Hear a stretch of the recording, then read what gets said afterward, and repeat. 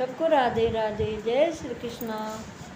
आज हम राजस्थान के एक राजा की बात करेंगे कि उस समय राजस्थान में बहुत छोटी बच्चियों की शादी करने का चलन था।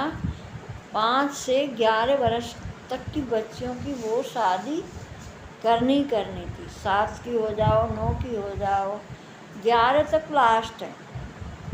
कारण क्या था? कभी मुगलों का शासन, कभी अंग्रेज़ों का शासन। हर माता पिता ये सोचते हैं कि बस हमारी बेटी इज्जत से अपने घर चली जाए, ओले पर्दे में रहेगी, दुष्टों की नज़र से बची रहेगी। ये एक कारण था। सभी करते थे, लेकिन राजस्थान में कुछ ज़्यादा था। और उस राजा ने अपनी बेटी की शादी कर दी और घटना घटी कि कुछ दिन महीने के बाद ही राजा का दामाद ख़त्म हो गया और 2-4 साल तो राजा चुप रहा। लेकिन बेटी जवान हुई और राजा को चिंता हुई कि मेरी बेटी जीवन भर भैया भाभीयों पर निर्भर रहेगी, हम क्या है सदा बैठे रहेंगे। भाई मैं अपनी बेटी की दूसरी शादी करूँगा। और दूसरी शादी वहाँ करते नहीं, कोई भी नहीं करता। कहीं कहीं तो अभी तक भी ये है कि दोबारा शादी नहीं करते। अब वो राजा ने अपना पक्का मन कर लिया कि मैं तो शादी करूँगा। अब वो क्या करें कि शादी की बात होने लगी और लड़की को पता चला। लड़की ने कहा, पिताजी आप मेरी शादी क्यों करना चाहते हो? उन्हें तो बताओ। उन्होंने कि बेटी तेरी बहुत कम उम्र है, ये जीवन कैसे कटेगा, इसलिए करना चाहता हूँ। पिताजी आप मेरी शादी करके मुझे कलंकित कर रहे हो, क्योंकि लोग समाज कहेंगे कि राजा को अपनी बेटी पे विश्वास नहीं था। पिताजी ऐसा मत करो, जैसे सबका जीवन कटता है मेरा भी ऐसे ही कट जाएगा। मेरी शादी मत करो। मेरे लिए महल में एकांत में मंदिर बना दो। मंदिर में भगवान के सामने अपना ध्यान साधना में लगी रहूँगी, जीवन कट जाएगा। मुझे चाहिए क्या, 2 रोटी तन ढकने को कपड़ा। पिताजी ऐसे मत करो। लड़की उदास होकर ये जब पिताजी के सामने अपनी अर्जी लगाई तो पिताजी ने मान ली और वो अब मंदिर में अपने भगवान के सामने हंसना भी उनसे ही, बोलना भी उनसे ही, अपने मन की बात जो कुछ कहनी भगवान से, किसी दुनियादारी से कोई लेना देना नहीं। कभी कभार अपनी माँ से बात करती है बस। अब एक दिन की घटना घट गई कि सर्दियों का दिन, बारिश हुई। हल्का सर्दियों में बारिश हो जाती है तो कई दिन धूप नहीं निकली और आज थोड़ी धूप निकली और उसने अपने बाल धोए और बाल उसके बड़े भारी। माँ ने कहा, बेटा जल्दी छत पे जा, अपने बाल सुखा ले, सर्दी लगेगी, बीमार पड़ेगी। और माँ के कहने से छत पे चली गई और झटक झटक के अपने बाल सुखाने लगी और बालों का पानी निकलकर छत से नीचे गिर गया। छत से नीचे एक भंगी का लड़का सफाई कर रहा था और उसके ऊपर वो पानी गिर गया। लड़के ने कहा कि बिन बादल के बरसात कहाँ से हुई, और उसे उसकी आवाज़ सुन गई। ऊपर से देखने लगी और नीचे से वो भी देखने लगा और दोनों की नज़रें मिल गई और लड़की पीछे हट गई और बहुत परेशान हुई, ये मेरे बारे में क्या सोचेगा। कोई बात नहीं। जब वो बाल सूख गए और नीचे उतरने लगी तो उसने फिर देख लिया, ये कौन था, मैं देखूं ये गया या यहीं है या क्या कर रहा है। जैसे उसने दोबारा झाँका के देखा तो वो लड़का भी अभी ऊपर ही देख रहा था। अब दोबारा उनकी नज़रों से नज़र मिल गई। अब लड़की बहुत परेशान हुई, अरे ये मैंने क्या कर दिया, ये मेरे बारे में क्या सोचेगा। कोई बात नहीं, परेशान होके आ गई। देखो अपना आंचल बचाना बड़ा कठिन है। और लड़की आ गई, कसूर कुछ किया नहीं लेकिन कसूर हो गया। अब थोड़ी देर के बाद माँ को खाना बनाना था। माँ ने कही, बेटे ऊपर छत पे सूखी लकड़ी रखी है, मैं चूल्हा जलाऊंगी, तो वो लकड़ी तार के मुझे ला दे। फिर अपनी संध्या बंधन का टाइम था, तो अपनी भजन पूजा में लग जाएगी, मुझे लकड़ी ला दे। वो लकड़ी लेने गई। फिर उसे वो बात याद आ गई कि वो लड़का कौन था, देखो गया यहीं है। और जैसे वो तीसरी बार लखाई नीचे तो देखते हैं तो वो तो अभी भी वहीं बैठा और ऊपर की तरफ देख रहा। अब तीसरी बार नज़र से नज़र भिड़ गई। लड़की रात भर सो नहीं पाई। अरे ये मेरे बारे में क्या सोचेगा, मैं क्यों झांकी। लेकिन भाई जो होनी है वो तो होके रहेगी, उसे तो कोई रोक नहीं सकता। अब वो लड़का अपने घर गया और अब वो काम पे नहीं जा रहा। एक मोहल्ले में उसकी माँ करती है, एक मोहल्ले में वो करता है। बस दो ही हैं, माँ बेटा घर में, और कोई नहीं। और उसकी माँ कहने लगी, बेटा तू काम पे क्यों नहीं जा रहा, तेरा काम कितना गंदा होगा, शिकायत आएगी, तू काम पे जा। लेकिन वो काम पे नहीं जा। उसने कहा, माँ मेरी तबीयत ठीक नहीं है। और वो ना खाता, ना उठता, ना बोलता, ना हंसता, बस चारपाई में पड़ा पड़ा क्या सोचता है, कैसे कहूँ मैं जाके कि मैं तुझसे प्यार करता हूँ, और वो ना जाने कब से मेरे प्यार के चक्कर में होगी। आज मौका मिला है, उसने मुझे पानी के छिट्टे दे दिए और मैं मोरा कभी उस तरफ देखा नहीं, और वो मुझसे प्यार करती है। और मैं कितना पागल हूँ। अब उसी के बारे में सोचता है, उसी की चिंता में पड़ा है, ना खा रहा, ना पैर रहा, ना काम में काज में। अब उसकी माँ डॉक्टर बुला के लाए, उसकी दवाई दुवाई। अब डॉक्टर, बीमारी हो तो कोई दवाई मिले, लेकिन दवाई आए चले जाएं। जब वो ऐसे हो गया कि अब मरेगा, उसने कहा, बेटा तू अपने मन की बात बता, डॉक्टर दवाई दे के जा, तू ठीक क्यों नहीं हो रहा। बोले, माँ मैं राजा की लड़की से प्यार करता हूँ और वो भी मुझसे प्यार करती है, तू उनके घर जा और उस लड़की से मिल जाके, और उससे कह कि वो मुझसे मिलने आ जाए। और जो वो आनाकानी करे तो उससे कह देना, देख मेरा बेटा अगर मर गया ना तो मैं सबको बता दूंगी कि तूने उसे अपने प्यार के जाल में फांस के मार दिया और फिर उससे मिली नहीं, तो ऐसे भी कह देना उससे।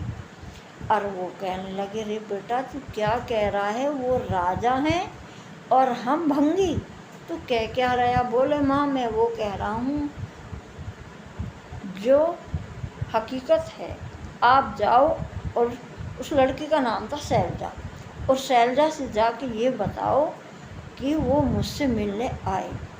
और वो भंगन आई डरती डरती, गेट के गार्ड ने गेट खोला और उस लड़की शैलजा ने देख लिया कि ये कौन आई, और वो आ गई वहाँ। और उसने पूछ लिया उससे, कौन, कहाँ से आई हो, किस लिए आई हो, क्योंकि पता लग रही थी भाई कि भंगन है, कभी कभार देखी होगी कि भाई कौन हो, कहाँ से आई।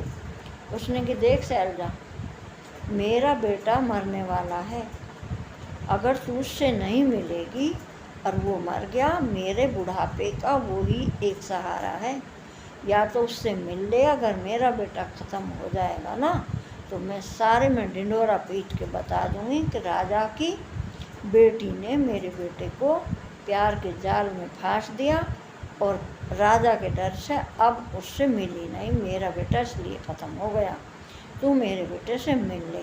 हाँ, अब लड़की समझ गई कि बात आगे बढ़ गई।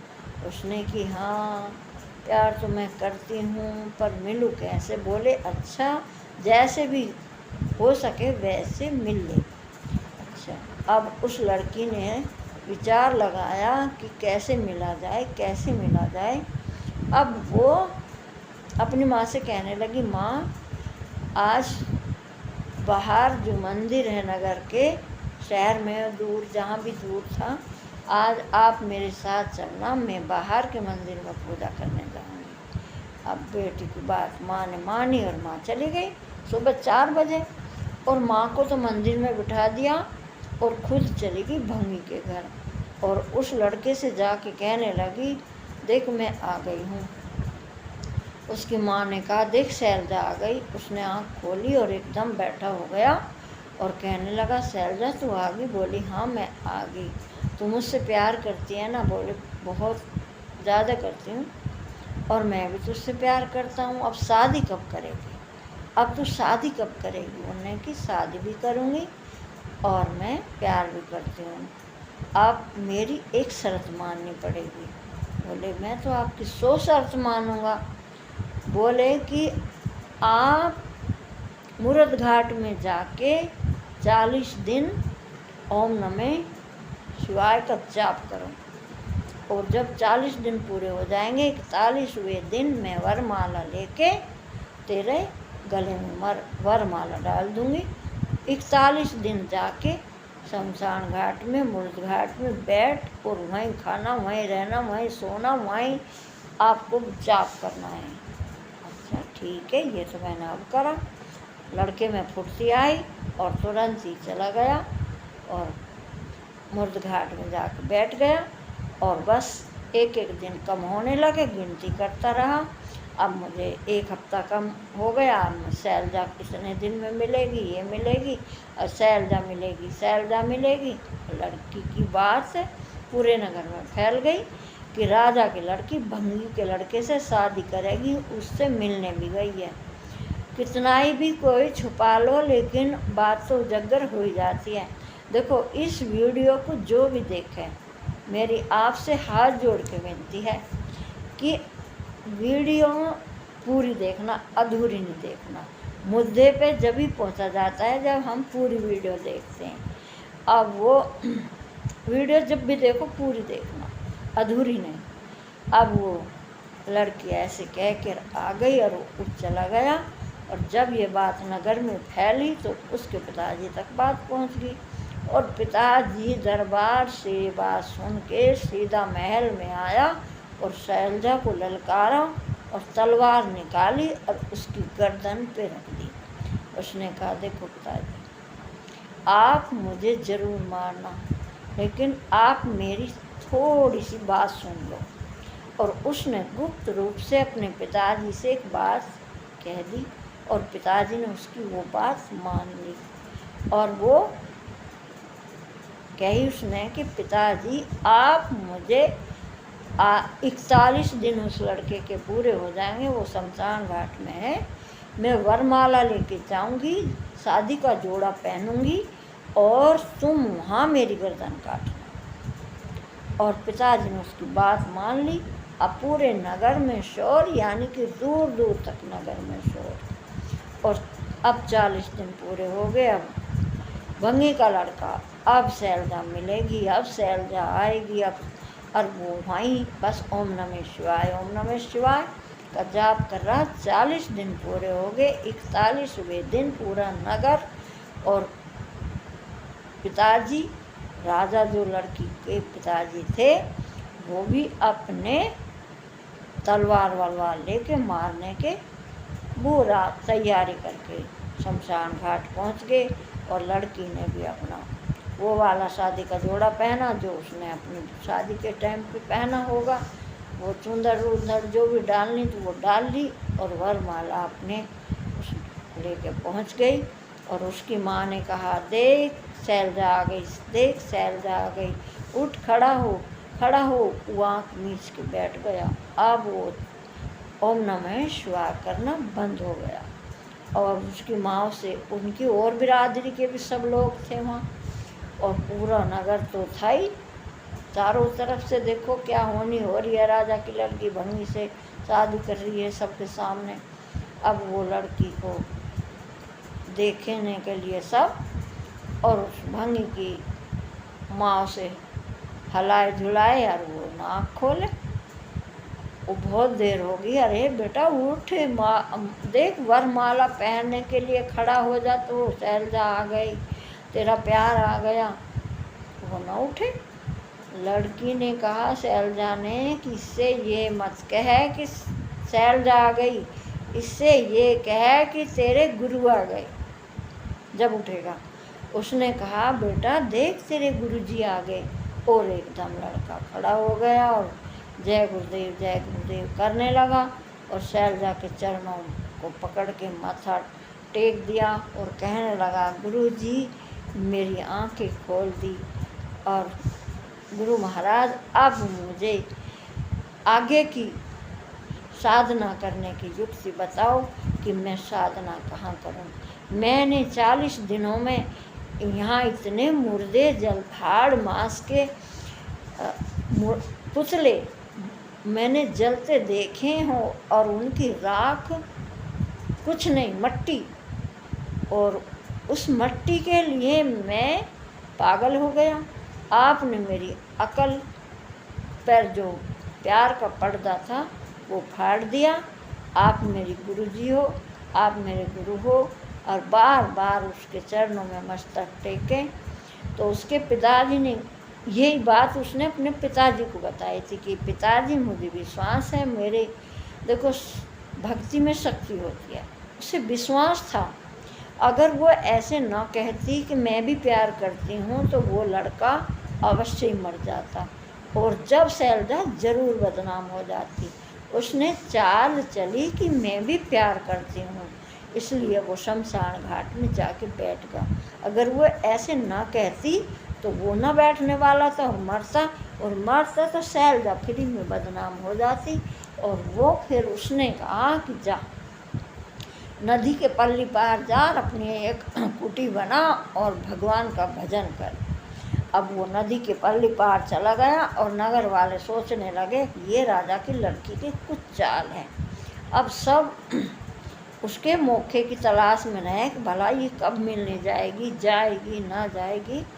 अब कुछ दिनों के बाद शैलजा के मन में आए कि मैं आज देख के आऊँ भला वो अब कितनी तप करके कितना उसने कमाई करी है। और वो गई और उसका जो एक कोई था उसने कहा देखो शैलजा आ रही है। उससे कह वो जाके शैलजा आई है। और वो कुछ नहीं बोलता। उसने कहा कौन शैलजा, मैं नहीं जानता किसी शैलजा को। वो लड़की के पास आके बोला देखो जी वो तो यूँ कह रहा है मैं नहीं जानता किसी शैलजा को। बोले उससे कहना कि उसके गुरुजी आए हैं। अच्छा उसने जाके कहा देखो जी आपके गुरुजी आए हैं। ओ लड़का भंगी का उठा और चरणों में गिर पड़ा और जय गुरुदेव करके मस्तक झुकाता है। और गुरु महाराज ये नहीं होता कि कोई लाल कुर्ता पहन ले, दाढ़ी ये बाल बढ़ा ले, वो गुरु होता है। गुरु तो वो होता है जो डूबते हुए को उभार ले, जो सोए हुए को जगा दे, वो गुरु होता है।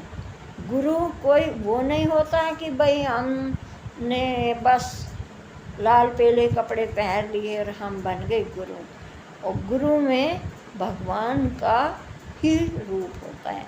जब वो लड़की ने अपनी संकल्प कर लिया कि मैं जब मेरे बात बिगड़ गई तो अब बनेगी कैसे, बिगड़ गई तो बिगड़ गई, इसका सामना करना है भगवान का सहारा लेके। उसने अपना जीवन बड़े प्यार से काटा और लोग देखते रह गए। बोलिए श्री शंकर भगवान की जय। वीडियो अच्छी लगे पूरी सुनना।